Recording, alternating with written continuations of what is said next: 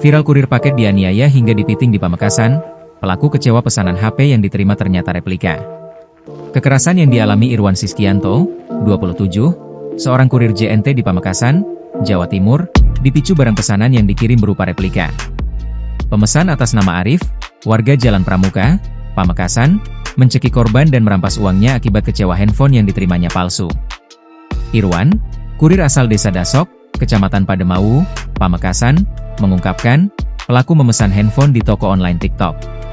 Ketika itu, ada promo di salah satu toko online di aplikasi TikTok. Pelaku memesan HP merek Oppo Reno 11 hanya seharga Rp1.589.235. Handphone yang diterima istri pelaku HP pajangan atau palsu yang terbuat dari plastik, kata Irwan, Selasa, 1 Juli 2025. Menerima barang replika, pelaku mengamuk dan meminta kurir bertanggung jawab.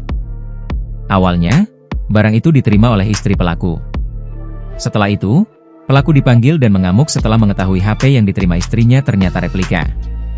Pelaku datang langsung marah-marah. "Saya sudah berusaha menjelaskan tapi tidak dihiraukan," katanya. Irwan menjelaskan, jika barang yang datang tidak sesuai dengan barang yang dipesan, pemesan masih bisa mengajukan pengembalian melalui aplikasi. "Kami sebagai kurir tidak tahu apa-apa soal barangnya. Kami hanya bertugas mengantar saja," tuturnya. Sebelumnya, kurir paket JNT di Pamekasan bernama Irwan Siskianto dicekik dan uangnya diambil paksa oleh Arif di Jalan Pramuka, Pamekasan, pada Senin, 30 Juni 2025. Irwan langsung melaporkan kekerasan yang dialaminya ke Mapolres Pamekasan.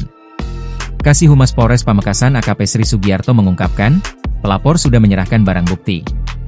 Salah satunya video saat kejadian. "Kami terus mendalaminya. Terutama soal video yang diserahkan pelapor kepada kami," ucapnya. Download Tribun X sekarang, menghadirkan lokal menjadi Indonesia.